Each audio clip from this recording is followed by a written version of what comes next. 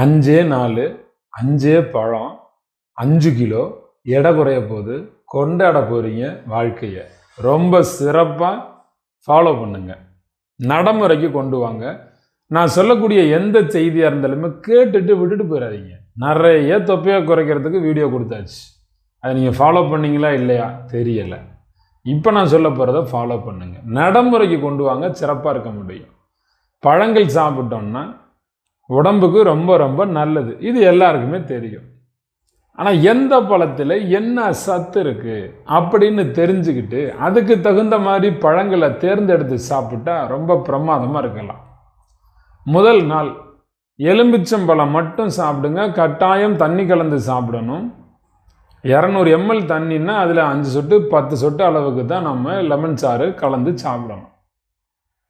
Lemon சாறு மட்டும் ஒரு நாள் முழுக்க சாப்பிடுங்க. ஆஸ்துமா பிரச்சனைகளோ மூச்சு கோளாறோ உள்ளவங்கெல்லாம் இந்த பயிற்சி செய்ய வேண்டியது இல்லை. லெமன் ஜூஸ் யாருக்காவது அலர்ஜியாக இருந்ததுன்னா நீங்கள் செய்யவே வேண்டாம்.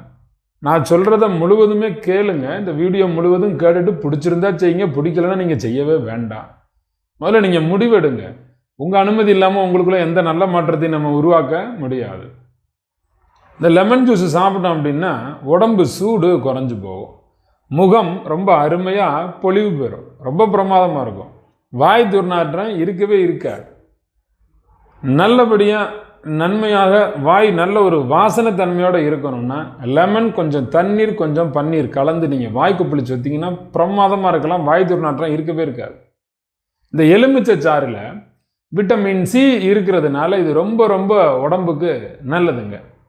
இந்த லெமன் சாறு நீங்கள் குடிக்கும் பொழுது அதில் தேன் கலந்துக்கலாம், கொஞ்சம் இஞ்சி சாறு கலந்துக்கலாம், நல்ல தண்ணீர் கலந்து பனங்கருப்பட்டி கூட கலந்துக்கலாம், அல்லது நாட்டு சக்கரை தேவனோட சாப்பிட்டுக்கலாம். நல்லபடியாக இருங்க. கொஞ்சமாக வாயில் ஊற்றி 2 உதடு மூடி கொப்பளிச்சு கொப்பளிச்சு கொப்பளிச்சு கொப்பளிச்சு கொப்பளிச்சு கொப்பளிச்சு மெதுவாக குடிங்க. வேகமாக குடிச்சிடாதீங்க, மென்மையாக மென்மையாக மென்மையாக மென்மையாக கொப்பளிச்சு மெதுவாக குடிங்க. ரொம்ப அருமையான உணவு இது, ரொம்ப பிரமாதமாக நீங்கள் சாப்பிட்டு சக்தி நிறைந்த உடலமைப்பாக நீங்கள் மாற்றிக்கலாம், ரொம்ப நல்லாயிருக்கும். ஒரு நாள் முழுக்க எலுமிச்சம்பழச்சாறு. பசிக்குமே என்ன செய்கிறது இப்படி சில பேர் கேட்பீங்க. பசிச்சா என்ன செய்கிறது? அப்போ வேறு வழியே இல்லை, வேறு ஏதாவது ஒரு உணவை சாப்பிட்டுக்கோங்க. நீங்கள் சைவ பிரியராக இருக்கலாம் அல்லது அசைவ பிரியராக இருக்கலாம், ஏதோ ஒரு உணவை சாப்பிட்டுக்கோங்க. அப்போ இன்றைக்கு எலுமிச்சம்பழச்சாறு குடிக்கணும் அப்படிங்கிற ஒரு பயிற்சி உங்களுக்கு தடையாயிருச்சுங்கிற போது மறுநாள் திரும்ப ஆரம்பிங்க. மொத்தம் 5 நாள் தொடர்ந்து பழங்கள் சாப்பிட்டாகணும். அதுக்கு உங்களை நீங்கள் தயார் செஞ்சுக்கிட்டு வாங்க. ஏன்னா இடையில சில பேருக்கு பசி உணர்வு மேலோங்கி ரொம்ப கஷ்டப்படுவீங்க. அப்போ சாப்பிட்டுக்கோங்க, வேறு வழி இல்லை, கொஞ்சம் கொஞ்சமாக ப்ராக்டிஸ் பண்ணிடுங்க. அடுத்து 2வது நாள் வாழைப்பழம் சாப்பிட்ணும். என்ன வாழைப்பழம் சாப்பிட்லாம்? எந்த வாழைப்பழம் வேணாலும் சாப்பிட்லாம். மஞ்சள் வாழை சாப்பிட்டீங்கன்னா மலச்சிக்கலை போக்கும், மஞ்சள் நிறத்தில் இருக்கக்கூடிய எந்த வாழையாக இருந்தாலும். செவ்வாழைப்பழம் சாப்பிட்டீங்கன்னா கல்லீரல் வீக்கத்தை சரி செய்யும். சிறுநீரகம் தொடர்பான எந்த வியாதிகள் இருந்தாலும் எல்லா வியாதிகளையும் தீர்க்கக்கூடிய ஒரு வாழைப்பழம் தான் செவ்வாழைப்பழம். பச்சை வாழைப்பழம் சாப்பிடுங்க, உடம்பை குளிர்ச்சியாக வச்சுக்கும். ரஸ்தாளி சாப்பிடுங்க, கண்களை பாதுகாக்கும். நம்மளுடைய உடம்புக்கு நல்ல வலிமையை கொடுக்கக்கூடிய பழம் கற்பூரவள்ளி, ரொம்ப சூப்பராக இருக்கும், அருமையாக இருக்கும், கண்ணுக்கு குளிர்ச்சியையும் கொடுக்கும். நேந்திரம் பழம் சாப்பிடுங்க, இரும்பு சக்தி அதிகமாக இருக்கும், இரத்த சோகை வராமல் தடுக்கும். 2வது நாள் முழுக்க முழுக்க என்ன சாப்பிட்றீங்க? வெறும் வாழைப்பழம் மட்டும்தான். பசிக்கும் போதெல்லாம் தோணும் போதெல்லாம் நல்லா மென்று அரைச்சி ரசித்து ருசித்து நல்லபடியாக சாப்பிடுங்க வாழைப்பழத்தை. இதிலே பூவன் வாழைப்பழம் கிடச்சிச்சு, கோவிலுக்கு அர்ச்சனைக்கு பயன்படுத்துகிற வாழைப்பழம் கிடச்சிச்சின்னா மிக்சியில் வச்சு ஒரு 1/4 மணி நேரம் 10 நிமிஷம் இப்படி அரைச்சிங்கன்னா தண்ணியாக வந்துடும். வடிகட்டி புழிஞ்சு எடுத்து அந்த தண்ணி அப்படியே குடிச்சிடலாம். அல்லது வாழைப்பழத்தை மெதுவாக நல்ல வட்ட வட்டமாக சின்ன சின்ன பீசஸாக மெதுவாக வெட்டி அதில் பொட்டுக்கடலை தூள், நாட்டு சர்க்கரையோ பனங்கருப்பட்டியோ தேனை போட்டு தேங்காய் பூ போட்டு சாப்பிடுங்க. வாழைப்பழ பேடா. வாழைப்பழத்தை அரைச்சி தேன் கலந்து சாப்பிடுங்க, ரொம்ப நல்லா இருக்கும். அது கூழ் மாதிரி சாப்பிட முடியும், கஞ்சி மாதிரி நல்லா சாப்பிடுங்க வாழைப்பழத்தை. நிறைய இடங்களில் வந்து பீஸா கோரிங், அது வந்து கேரளாவில் சொல்லுவாங்க பழம்பூரி அப்படின்னு சொல்லுவாங்க. வாழைப்பழத்தை மாவு வச்சு நல்லா பஜ்ஜி மாதிரி பொரித்து எடுத்துடுவாங்க. பீஸா கோரிங்கெல்லாம் சாப்பிடுவீங்க, அதெல்லாம் சாப்பிடக்கூடாது, வெறும் பழத்தை அப்படியே சாப்பிடணும், வாழைப்பழம். இது 2வது நாள் டயட்டு. 3வது நாள் என்ன செய்யணும்? பப்பாளி பழம் சாப்பிடணும். பப்பாளி பழத்தில் விட்டமின் ஏ இருக்குது. நமக்கு பள்ளி காலங்கள்லேருந்து நமக்கு சொல்லி கொடுத்துருக்காங்க. ஆனால் சாப்பிட மாட்டோமே, தெரிஞ்சு வச்சுருப்போம் ஆனால் சாப்பிட மாட்டோம். அறிவை தேடி வச்சுருப்போம் ஆனால் அதை நடைமுறைக்கு கொண்டு வர மாட்டோம். தினமும் சாப்பிடுங்க. பப்பாளி ரொம்ப நல்லா இருக்கலாம் வாழ்க்கையில். டெய்லி ஏதாவது ஒரு வகையில் பப்பாளி நீங்கள் சேர்த்துக்கிட்டிங்கன்னா ரொம்ப நல்லா இருக்க முடியும். நம்ம டயட் முறையில் 3வது நாள் முழுக்க முழுக்க பப்பாளி பப்பாளி பப்பாளி. பேச்சு மூச்சு எல்லாம் பப்பாளி தான். பார்க்குறது பப்பாளி தான், சாப்பிட்றது பப்பாளி தான், எல்லாம் பப்பாளி தான். கண் பார்வை நல்லாயிருக்கும், மலச்சிக்கல் இருக்காது, இரத்த சோகை வரவே வராது, அருமையாக இருக்கலாம். நீங்கள் தேவையில்லாத கொழுப்புகள் உடம்புல தேங்கி இருந்துச்சுன்னா அத்தனை கொழுப்புகள் அப்படியே கரைஞ்சு உருகி பிளாஸ்டிக்கு நெருப்பில் உருகிற மாதிரி உருகி கொஞ்சம் கொஞ்சமாக கரைஞ்சு மலத்துலேயும் யூரின்லேயும் வெளியாயிரும். 3வது நாள் பப்பாளி சாப்பிடுங்க. உடனே நான் முத நாளே பப்பாளி சாப்பிடட்டுமா அப்படின்னு கேட்பீங்க. அப்படிலாம் சாப்பிடக்கூடாது. இது ஒரு ப்ராசஸ். மிகச்சரியாக அதை அந்த நாட்கள் எண்ணிக்கையில் மிகச்சரியாக கடைப்பிடிக்கணும். சாப்பிடலைன்னா இரவு நேரம் தூக்கம் வராதே அப்படின்னு சில பேர் சொல்லுவீங்க. சாப்பிடலைன்னா தூக்கம் வராதுல்ல, அப்போது எப்போ தூக்கம் வரலையோ அப்பையும் பப்பாளியை சாப்பிடுங்க. நைட்டு பப்பாளி சாப்பிட்டுக்குங்க, பசிச்சா திரும்ப பப்பாளி சாப்பிடுங்க. கொஞ்சம் சாப்பிடுங்க, சாப்பிட்டா தான் தெரியும். பசிக்க பசிக்க பசிக்க பசிக்க பப்பாளி பப்பாளி பப்பாளி பப்பாளி அப்படி சாப்பிட்டா தான் தெரியும். நீங்கள் சாப்பிடணும் முதல்ல முடிவெடுங்க.